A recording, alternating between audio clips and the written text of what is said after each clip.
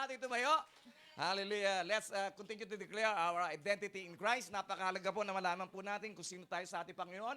And then at the same time, napakahalaga po yung mga bagay na ating po sinasabi sa ating po sarili. Amen? Kasi po naririnig ng Diyos ang lahat ng mga bagay na ating po sinasabi sa ating po sarili. Amen? At yung dinideklara po natin, hallelujah, yun po yung panawalaan po natin na mangyayari sa atin. Amen? Okay, so sabay-sabay po tayong basahin. In Christ, I am alive, anointed, and gifted with supernatural ability to do the will of God. In Christ, I am the apple of God's eyes and a recipient of His great and faithful promises. In Christ, I am blessed to be a blessing to my church, family, workplace, and community. In Christ, I am confident that God will finish the good things that He has started in my life. Sabihin mo sa katabi mo, may magandang tatapusin ng Lord sa buhay mo. Okay, tuloy-tuloy po. In Christ, I am devoted to pray, study, and meditate His Word every day to prosper and succeed in life. Sino po dito yung gustong mag-prosper and succeed? Amen. Hallelujah. Sa ano to po yung tatlong sekreto? Pray, study, and meditate. In Christ, I am empowered by the Holy Spirit to fulfill my God-given dreams and reach the fullness of my destiny. In Christ, I am protected, and no weapon of the enemy shall prosper against me, for Jesus' blood covers me. Sabihin mo sa katabi mo, COVID-free ako, ha? Okay, hindi po tayo tatabla ng sakit na yan. Okay, because we're covered by the blood of Jesus.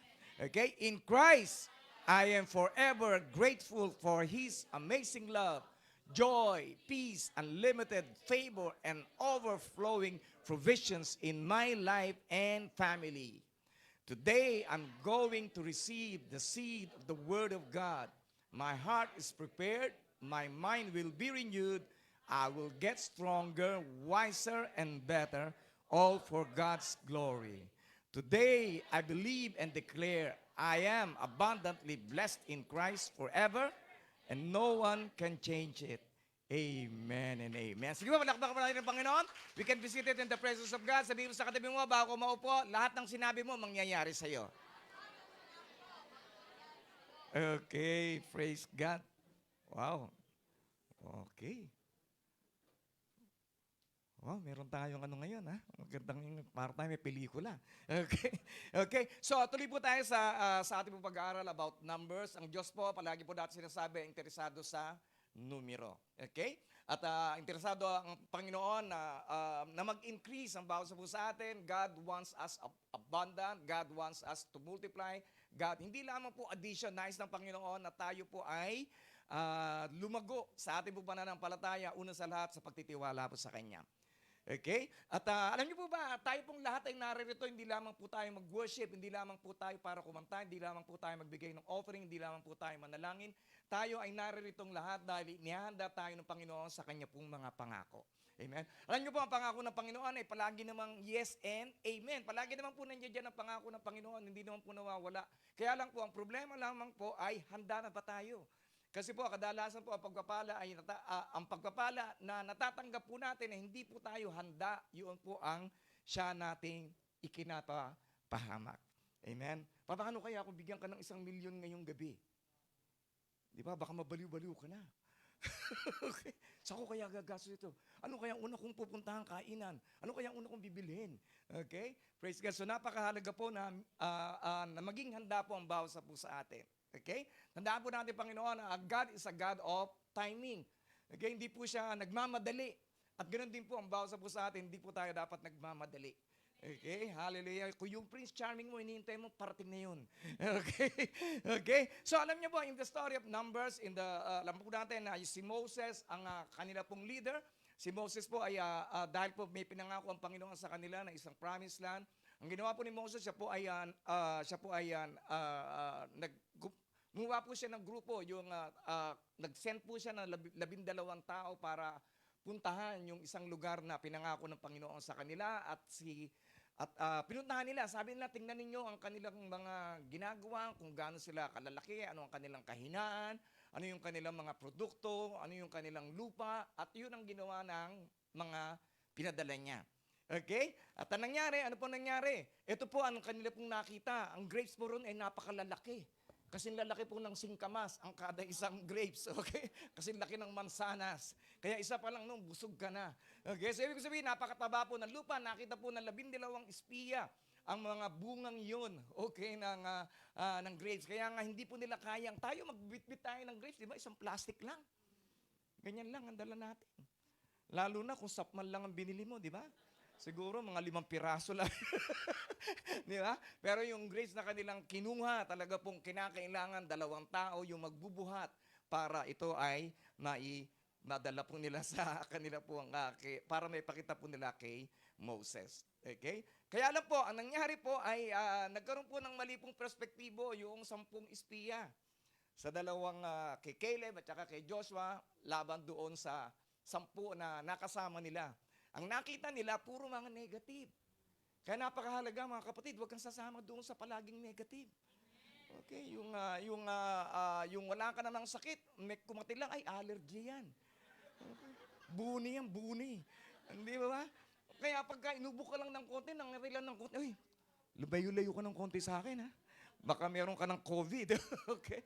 Amen? Hala kung magpapabaksin ka, merong nabumula ang bibig nung nakaraang araw. Di ba? So, ibig sabihin, wag po tayong maglalalapit doon sa mga mahilig nega-nega. Amen? Sabi mo, Pastor mo, kaya ikaw wag ka na mag-nega-nega.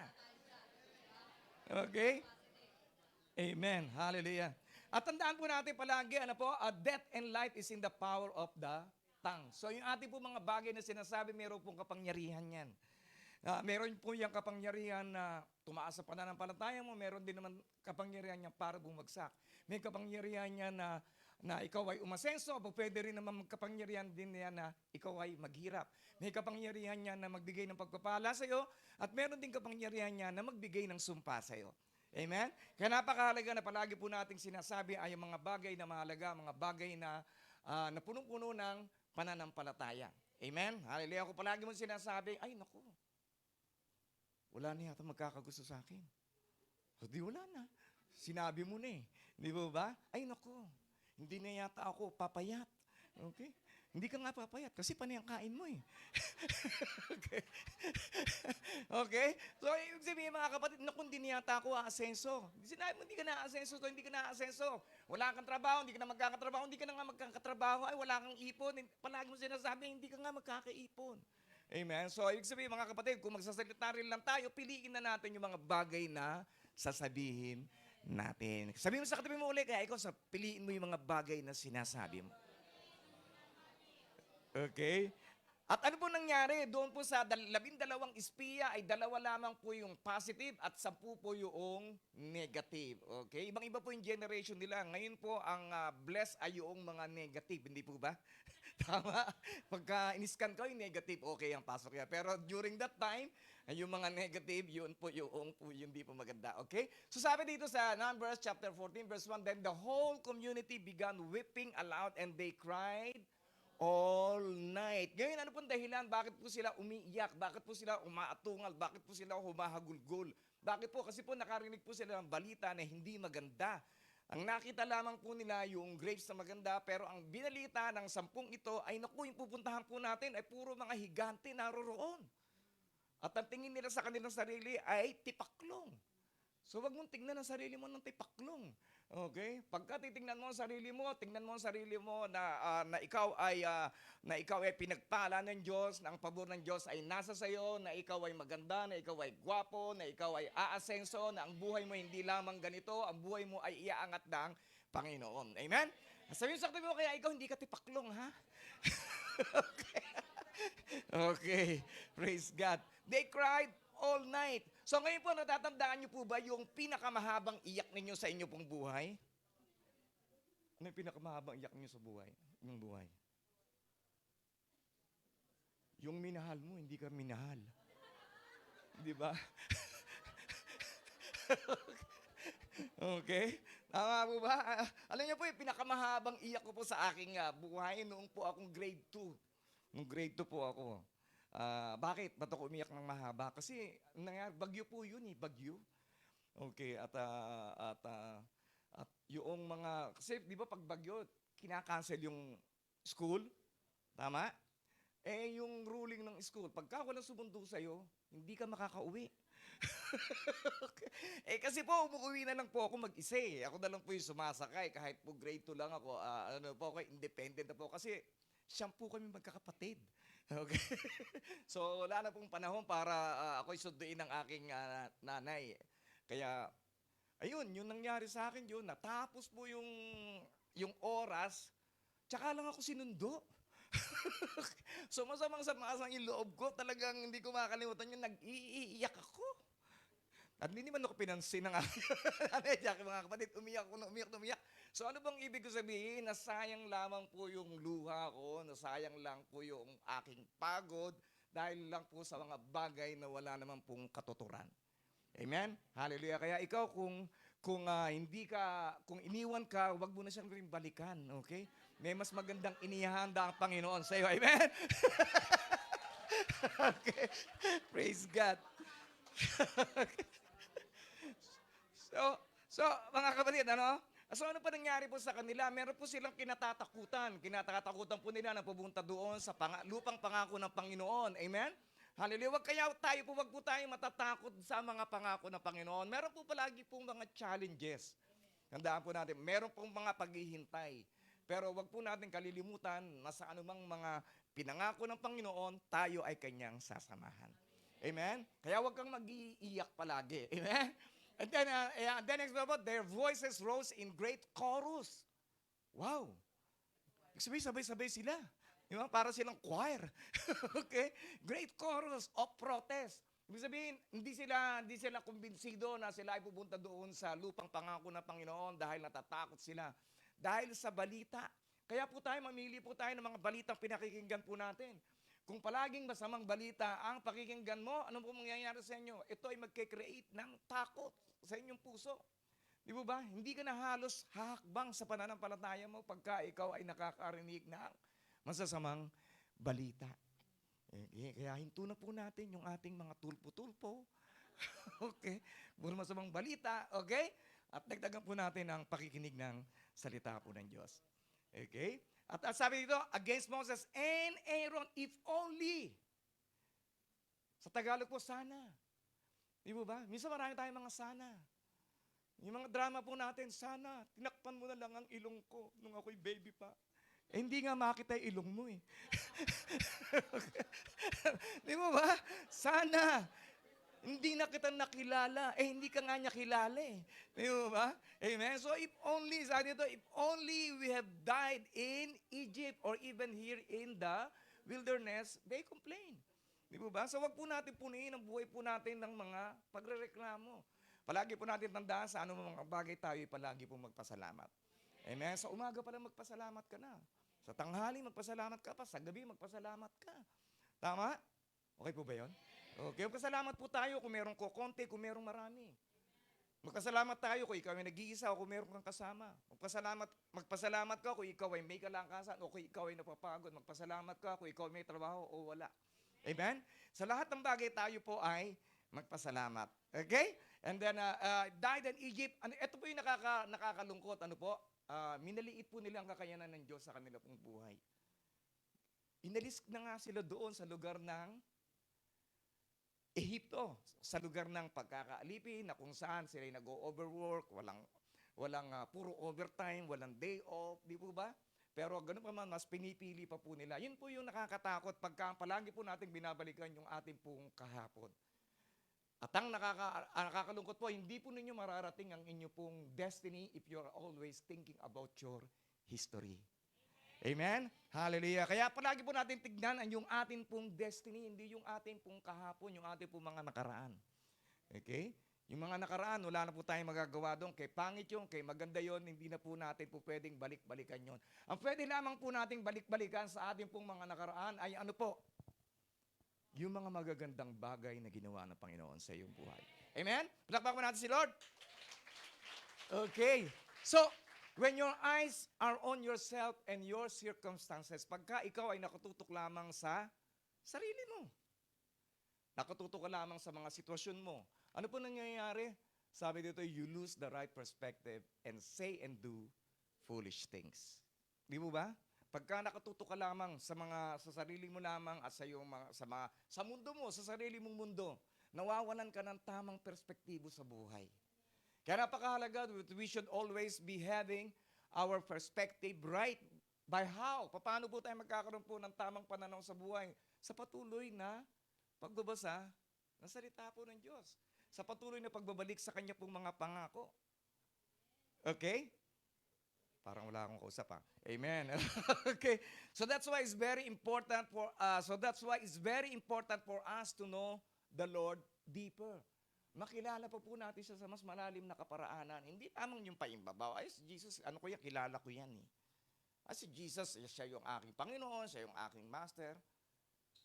Okay? Dapat mas malalim pa doon ang ating po pagkakakilala po sa Kanya. Ang mga Israelita, kilala rin po nila ang Diyos ang tumawag po sa kanila, pero nawala po sila ng perspektibo, tamang perspektibo dahil hindi po nila nakilala ng mas malalim. Amen? Okay, na konting bagyo lang, konting ugalang ng buhay, nabubuwag ka na. Bakit? Kasi ang babaw lang ng pundasyon ng pagkakakilala mo sa Diyos. Kaya napakahalaga na makilala po natin siya ng mas malalim. Amen? Paano? Bakit po natin siya kinakailangan ng makilala ng mas malalim? Para to help us avoid saying things that will displease Him. Unang-una sa lahat, para maiwasan po natin magsalita ng mga bagay, gumawa ng mga bagay na hindi po makapagbibigay ng kaluguran po sa Kanya. Amen? Okay? So why is the Lord taking us to this country? Only to have us die in battle. Di ba? Mali na naman yung perspektibo po nila. Sabi nila, bakit tayo dadali ng Diyos dito sa lugar na ito na kung saan mamamatay lang din naman pala tayo? Di ba? Tama po? Hindi ka buhay sa mga sandaling ito para ka lamang kitlin ang buhay mo the next day. Amen? Ang buhay mo ay mahalaga sa Diyos. You are still living up to this very moment dahil meron ka pang purpose, meron ka pang destiny na patutunguhan. Amen? Hallelujah. Meron ka pang assignment. Sige pa, palakpakan si Lord. Sabi nito, our wives and our little ones will be carried off as plunder. Wouldn't it be better for us to return to Egypt? Alam niyo po, ano pong tawag po dito sa mga Israelito? They are full of assumptions. Punong po sila ng mga, ano yung assumptions sa Tagalog? Punong po sila ng mga bagay na inaakala nila na mangyayari. Pero kadalasan po, lahat po ng mga akala po natin ay hindi po nangyayari. Tama po? Kaya po napakahalaga na po, kung mag-iisip rin lang tayo, isipin na po natin ang mga pangako ng Panginoon. Okay? So death in Egypt or in the desert is better than the challenge they will face. Yun po yung mas mahalaga po sa kanila. Sana namatay na lang ako doon sa Egypto. O kaya doon sa ilang. Okay? Yung wilderness. Ilang. Kesa ako ay mamatay. Magkakaiba po ba yun? Namatay siya sa Egypt o namatay siya sa wilderness o namatay siya doon sa pagpunta nila sa promised land. Okay? Parehas lang, di po ba? So ibig ko sabihin, talagang namamali na po yung kanila pong isipan. Yun po yung problema pagka tayo po nakatutok lamang po sa atin pong mga sarili po natin at sa atin pong sitwasyon. And then ano pa pong ginawa po nila? They accused the Lord of forsaking them. Inakusahan nila ang Diyos na iniwan na sila. Okay? And I'm telling you today that God will never leave you. Okay, na hindi kayo iiwan, hindi ka pababayaan ng Panginoon. Maring nakikita mo na, sige pa, palabangan si Lord. Maring may sakit ka, hindi ka pa gumagaling, matagal mo na pinapanalangin. Okay? Pero hindi dahilan yon para isipin mo na iniwan ka na ni Lord. Amen? Maring nawalan ka ng trabaho, pero mas tumaba ka pa nga eh. Nawalan ka ng trabaho, naging mas malusog ka pa nga. Di ba ba? Hindi ka iniwan ng Panginoon. Amen? Hallelujah. Praise God. Iiwan tayo ng ating po mga kaibigan, pero ang Panginoon kailanman ay hindi kanya iiwan. Amen? Hallelujah. Ano pa po nangyayari when fear creeps in, pagka ang takot ay pumasok na sa buhay mo? Ano po nangyayari? It blurred out your vision. Nagkakaroon ka ng pagkalabo ng iyong mga paningin. Okay? Mawawalan ka na ng pag-asa. Diba? Di mo na makita na maganda pala ang kinabukasan mo pagka ikaw ay kasama ni Lord. Amen? Okay po ba yan? Okay, praise God. Okay, and then they planted among themselves, let's choose a new leader and go back to Egypt. Maganda po ba yung planong yan o pangit? Amen. Okay? So, ibig sabihin, hindi po tayo po pwedeng namimili lamang ng kung sino-sino po nating leader. Okay? Na kung saan tayo rin naman pala yung masusunod. Tama po. So, hindi po natin po pwedeng baguhin ang ibang tao. Ang unang-una po natin dapat baguhin ay ang ating po sarili. Okay? Kaya sabihin mo sa katabi mo, babaguhin ko ng sarili ko. Okay? Ano po nangyari? We try to look for people who will agree with us. Hanap tayo ng tao na mag-agree sa ating mga maling mga paniniwala, sa ating pong mga maling plano, sa ating pong mga maling mga perspektibo sa buhay. Okay? Alam niyo po, meron pong istorya tungkol sa yung kaibigan ko sa Philippines. Okay, kasi kasama po siya doon sa may board members na kung saan ang church po nila kasi ay nag-hire lang po ng pastor. Hindi po homegrown. Okay, so bukas sila ng mga application and then sila yung naupo sila dito sa panel at in-interview nila yung pastor na nag-a-apply. Okay? At sabi nung aking kaibigan, sabi niya, alam mo, pastor na yung tawag niya sa akin, pastor, kahit si Jesus, hindi pa basta doon sa qualification. Sabi ko, bakit? Bakit naman? Ano ba yung qualification na yun na hinahanap nila? Okay, kasi ang hinahanap nila palang qualification, alam niyo po kung ano, tanong niyo kung ano. May asawa. So si Jesus po, walang asawa. So kahit si Jesus ay hindi po makakapasa sa kanila pong qualification. Amen? Okay? So they plotted among themselves, let's choose a new leader to go back. So mga kapatid, they choose to go back to their slavery instead of going to the promised land. Okay? So, ganun po minsan nangyayari po sa atin. Na-born again ka, nakakilala ka, naranasan mo ang pag-ibig ng Diyos, naranasan mo ang kagalakan, naranasan mo ang kapayapaan, naranasan mo ang pagpapala ka, naranasan mo na ikaw magkaroon ng pabor, naranasan mo magkaroon ng pamilya, naranasan mo. And then afterwards, bumalik ka pa uli sa dati. Hindi ba kahibangan yun? Okay, kasi sa katabi mo, kaya ikaw wag kang hibang. Okay? Wag mo nang balikan yung kahapon. Okay? Tama? Dapat po, dire-diretso na po tayo sa ating pong pananampalataya. Yung ating pong destination ay mas maganda kaysa po sa ating pong kahapon. Okay? Amen po? Sino po naniniwala na mas maganda po yung kanya pong destination kaysa po sa kanya pong kahapon? Amen. Hallelujah. So, ano pong gagawin po ninyo? What would you do if you are the leaders of the group? Just like Moses, ano po kayang gagawin ninyo? Because I believe that all of you will become a leader one day. Niniwala po ako, whether you'll be leading a family, whether you'll be leading a church, you'll be leading a business, you will be owning your own company, you will be a leader one day. Yun ang aking po paniniwala. So ano po kaya ang gagawin ninyo if you are a leader like Moses? Sabi dito, then Moses and Aaron fell face down on the ground before the whole community of Israel. Okay? So, tandaan po natin palagi when you are a leader, there will always be opposition. Palaging merong kakalaban sa iyo.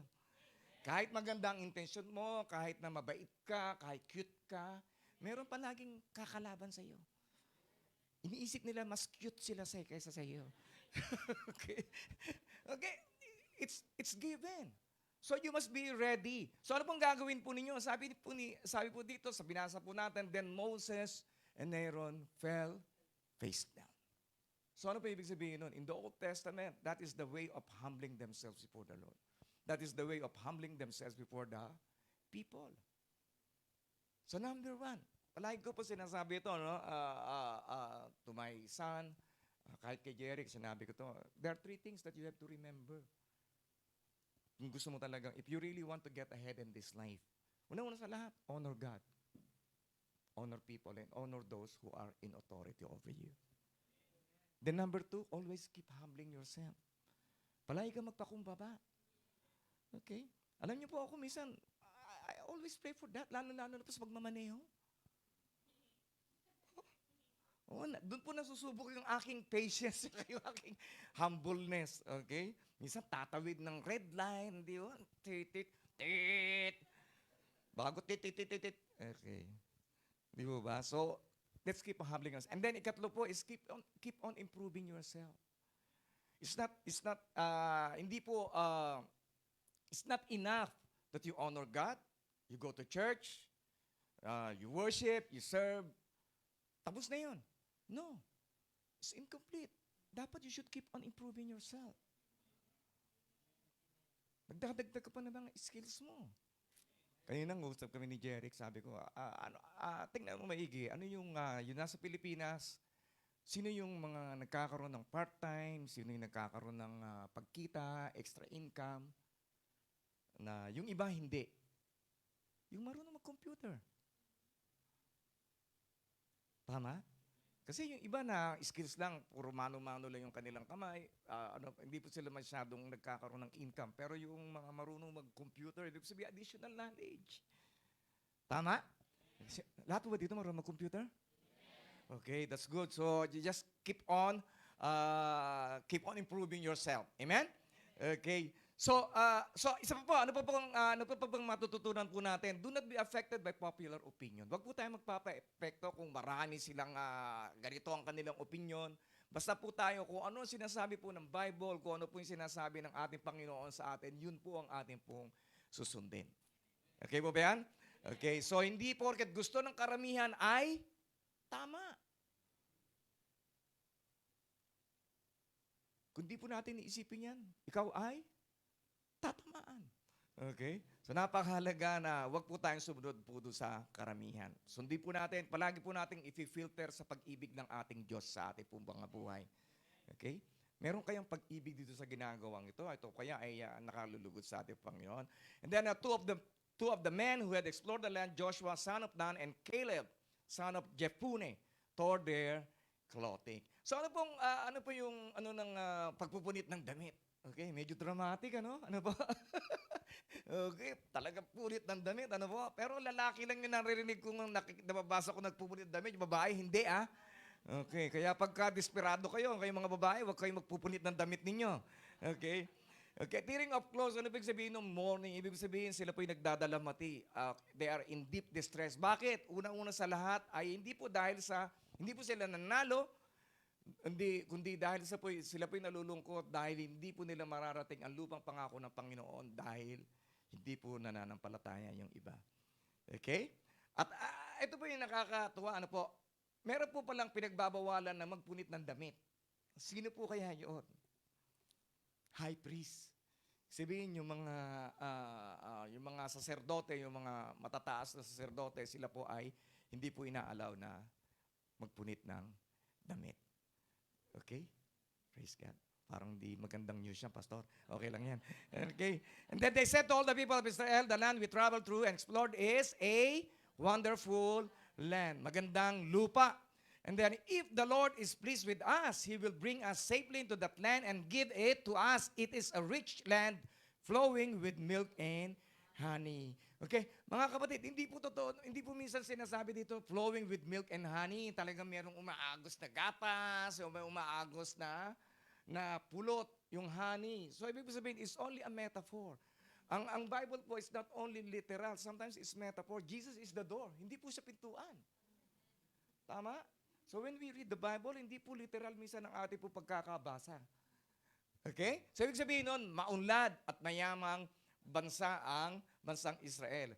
And then, meron pa pong isa pong metaphor, Isaac siya po ay nagtanim sa panahon po ng tagtuyot and he harvested 100-fold.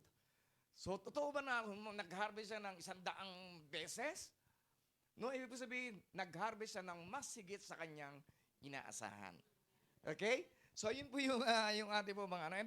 And then, don't be a man of success. Wag po tayo mag-pursue ng success. Be a man of values. Ibig sabihin, yung mga bagay na mahalaga po sa atin. Ano po yung number one na mahalaga as a Christian? Relationship. Relationship natin kay Lord. Relationship natin sa kapwa natin. Okay? Kaya sabihin mo sa katabi mo, kaya ikaw, kahit ganyan ka, love kita. Okay? Amen. Okay? So, ibig ko sabihin, mga kapatid, the book of the Bible is the book of values. Doon po natin hinahanap, doon po natin sinasala kung ano po yung bagay na mas mahalaga. Minsan kasi may mga bagay na mas mahalaga sa atin, Pero hindi naman pala yun nakaugma sa Bible. Okay, mahalaga sa atin ang pahinga. Okay, pero sabi ni Lord, mag-worship ka. Mahalaga sa atin na makaipon tayo. Pero sabi ni Lord, mag-offering ka muna. Tama? Mahalaga sa atin na mag-part-time tayo tuwing Sunday. Pero sabi ni Lord, mag-serve ka sa church. Oy.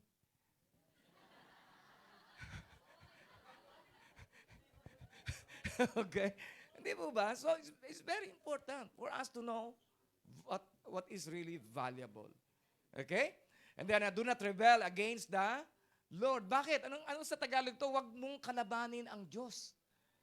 Yun ang sa Tagalog to, huwag mong kalabanin ang Diyos. Bakit? Hindi ka mananalo. And how do we rebel against God? Paano natin siya kinakalaban? Sa pagsuway. Pagsuway sa Kanya. Alam na nga nating mali, tinutuloy pa natin. Sinabi na sa'yo na napakaraming beses na wag mo nang gagawin yung ginagawa mo pa rin.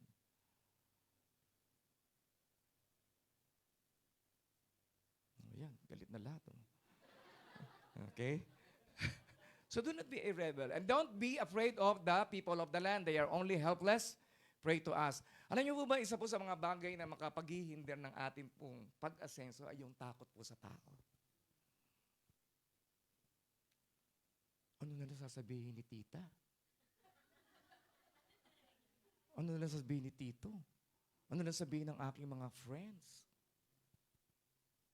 Na ako ay na-born again na. Ako'y nag-hallelujah na. Ano ba? You cannot reach your destiny if you're always thinking about what people will say. Hindi mo mararating. Okay? And then, know that with God you can conquer any obstacle and no one can stop you. Okay? From your God-given destiny. Si Lord ang nagbigay ng destiny mo eh. Sino pa makakapigil sa'yo? Tama? At hindi lang yun, siya ang nagbigay ng destiny mo at kasama mo pa siya sa journey ng buhay mo. Diba? Kaya wala kang katalo-talo. Siguradong sigurado, mararating mo ang destiny na inihanda ng Panginoon sa buhay mo. Amen? Sige nga, liligin mo yung katabi mo sa'yo, mararating natin. Okay. But the whole community began to talk about stoning Joshua and Caleb. Then the glorious presence of the Lord appeared to all the Israelites at the tabernacles. Alam niyo po, kahit na sino man po nag-iisip ng masama sa inyo, hindi po ito magtatagumpay dahil kasama mo ang Diyos. Amen? Wala pong magagawa kahit na po ilang libong demonyo mula sa impyerno ang lumabas ay wala pong magagawa kung wala pong pahintulot ang Diyos. Amen? Kaya po napakahalaga na wag na po natin pakinggan kung ano yung sinasabi nila. Sabi, they began to talk. Batuhin na natin to. Di ba? Visit ito eh. Di po ba? Yung sinasabi, di po ba? Halos lahat sila, batuhin na. Pero hindi po nangyari. Bakit? Kasi ang presensya ng Diyos ay bumaba sa kanila. So you see, the presence of God is very important in our life. Kaya po we pray for the presence of God in us. We pray for the presence of God in our church. We should pray for the presence of God in our home, in our workplace. Kasi with the presence of God, the devil is powerless to hurt you. Amen? Wala pong kapangyarihan ang kaaway sa atin. Okay? So, let's just have a review. Ano po? Yung 12 spies, ano pong hinatid po nila? Bad news and good news. Tama po? So, what attitude does bad news produces? Ano po ba yung nagagawa nito sa ating po mga pag-iisip pagka nakarinig po tayo ng masamang balita? Unang-una sa lahat, natututo po tayo maging pasaway. Rebellion. Rebellious spirit. And then, ikalawa, natatakot po tayo. Narinig lang po natin. Nakaranas na po ba kayo? May narinig lang kayo? Dinatakot na kayo? Naku, wag kang lalabas ha. Papatayin kita. Di ba narinig lang kahit po message? Di ba ba? There's power in words eh. Okay? So ano po nangyari? And then cowardice. Nagkaroon po sila ng pagkaruwag. Imagine itong mga Israelitang ito, they are warriors. Pero natakot po sila dahil sa balita, naku, higante yung ating mga kakalabanin doon. Tayo ay tipaklong lang. Di po ba? So, wag po tayong makikinig na ang mga bagay na kung saan ay makapagbibigay po ng takot po sa atin. Ano po nangyari? Nangyari po, nagkaroon po sila ng ugali na kung saan ay ina-accuse nila ang Diyos. Ibig sabihin, wala kang kwentang Diyos, di ba? Nagreklamo na sila, bakit mo kami didinla dito? Para mamatay lang pala kami. Mas masarap pa yung buhay namin noong nakaraan. Nung kami nandoon sa Ehipto. Pero alam naman po natin na miserable ang kanila pong buhay. Di po ba? And then ano pa po? Nangyayari pa po noon, pagka nakikinig ka palagi ng bad news, you become disrespectful. Nagiging bastos ka na. Nawala mo yung paggalang po nila kay Moses. Tama po? And then ano pa po? And then, napuno ng complaint. At ano po nangyayari pagka napupuno po tayo ng complaint? Ano po nangyayari? Madaling kinukuha ni Lord. Okay? Kaya sabihin sa katabi mo, kaya ikaw, tigil-tigilan mo na yung reklamo mo. Okay? Ano ba nangyari? And then they become hopeless. Nagkaroon po sila ng kawalan na ng pag-asa. So, okay, so how to receive the promise? Bilisan ko lang po, how to receive the promises of God? Unang-una sa lahat, desire to obey God. Let's desire. Pray po natin, Panginoon, alisin mo, Panginoon, ang aking pagiging pasaway. Turuan mo ako, Panginoon, na i-desire na ikaw ay sundin. Okay? And then sa Numbers 13:30, but Caleb tried to quiet the people as they stood before Moses. Let's go at once to take the land. He said, we can certainly conquer it. So ibig po sabihin, si Caleb at si Joseph, si Joshua ay wala po silang takot na sundin ang pinagagawa ng Panginoon sa kanila. So desiring to obey God entitles you to be God's special treasure. Pagka dinisern mo na ikaw ay maging masundo rin sa Diyos, ikaw ay gagawin ng Panginoon na iniingatan niyang hiyas. Ikaw ay kanyang pangangalagaan. Ikaw ay kanyang poproteksyonan. Okay? Ano pa po? And then, desiring to obey God. Ano po nangyayari? Is you will be remaining in God's love. Ikaw ay mananatili palagi sa puso ng Diyos. And then pagka ikaw ay nanatili sa puso ng Diyos, you will be filled with joy. Magpupuno ka ng kagalakan. Hindi mo na kinakailangan magpakapyo. Hindi mo na kinakailangan magtsintaw. Hindi mo na kinakailangan mag-big and small. Magsugal. Okay? Manood na mga kung ano-ano sa YouTube, sa internet. Okay? Pagka ikaw ay nanatili sa pag-ibig ng Diyos, pupunuin ka ng Diyos ng kanyang kagalakan. Amen? And then, ano pa po? Oh, that they would always have hearts like this, that they might fear me and obey all my commands. If they did, they and their descendants would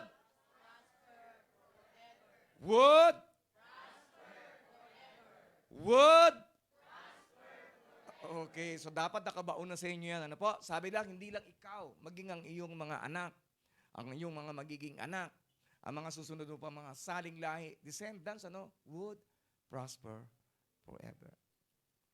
Pag ang Diyos ang nangako, ay sigurado totoo pa rin yan. Okay? And then, ano pa po?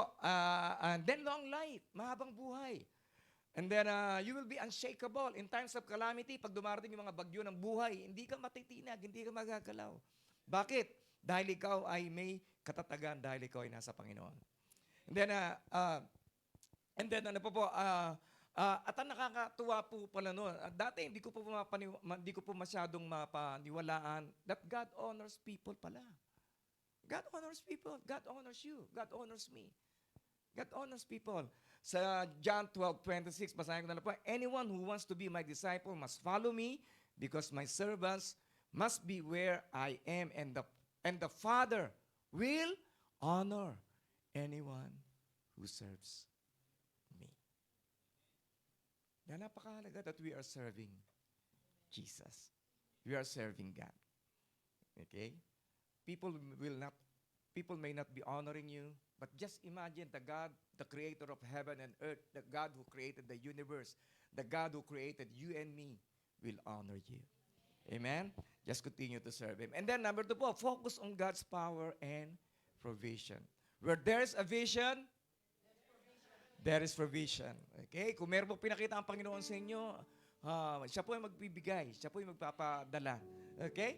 Ng provision niya. And let's focus on God's power. Makapangyarihan po ang Diyos. Sa ating pong awitin po kanina, ano pong awitin po natin? Walang imposible sa Diyos. Walang mahirap po sa Kanya. We can do exceedingly abundantly more than we could ever think or ask for. As long as we will focus on God's power. And if the Lord is pleased with us, sabi ni Caleb and Joshua, if the Lord is pleased with us, He will bring us safely into that land and give it to us. It is a rich land flowing with milk and honey. Okay. So ano po sikreto? So that para marating po natin yung ating makamit po natin yung ating po mga pangarap sa buhay. Whatever it is, whether it's your health, sa kalusugan ninyo, nais nyo magkaroon ng kagalingan. Parang sa finances, palagi kayong bagsak. Ang inyong pananalapi, palagi negative. Walang ipon. Then, what else? Maybe you're desiring for a lifetime partner. Lahat naman yan, kayang i-provide ni Lord. Pero, isa lang po hinihiling po niya. Sabi niya, if the Lord is pleased with us. So, ang number one goal po ng bawat isa po Kristiyano ay bigyan po ng kaluguran si Lord. So, yung mga bagay na tayo lang yung nalulugod, mag-isip-isip tayo. Baka naman tayo lang nalulugod at hindi natin kasama na nalulugod si Lord. So, if we will continue to do that, pleasing God, whatever you ask for, it will be granted unto you. And then believe you can do greater things with God. Okay? Believe that nothing is impossible unto God. Believe that you can be healed by the stripes of Jesus. You can be healed. Be healed. Believe that God will supply all your needs according to His riches and glory in Christ Jesus. Believe. Basta maniwala lang tayo. Maniwala po tayo. Maniwala ka na aasenso ka sa buhay. Maniwala ka that God's favor is in you. Maniwala ka that God will protect you. Maniwala ka that God will provide for you. Maniwala ka that God will restore your family. Amen? Hallelujah. Sige po, let's all stand up. Tayo po natin tumayo. Hallelujah. Hallelujah. Father God, once again, we are just believing that we are increasing in faith, we are increasing in favor, we are increasing in anointing, we are increasing, Lord God, in supernatural abilities, we are increasing, Lord God, in love for you, we are increasing, oh God, hallelujah, in our hope, in every hopeless situation that we are facing right now. We are increasing, Lord God, of believing that every promises that you have said in your word shall come to pass in our life. We're believing, oh God, hallelujah, that you will lift us up, Lord God, every time that we fall. Na patuloy mo kaming iaahon pagka kami, Panginoon, ay bumabagsak. Na ikaw ang aming pong magiging kalakasan, na ikaw ang aming pong magiging kapayapaan, na ikaw ang aming pong magiging kalahat-lahatan sa mundong ito. Father God, I pray, Lord God, for everyone that is in this place right now, whatever they are passing through, sa kanila pong journey ng kanila pong pananampalataya, they may be having problems, Lord God. They may be having doubts. They may be having some weaknesses in their areas. They may be having some questions. And Lord, once again, Lord God, remind them that you are still in the throne and you are still in control. Hallelujah.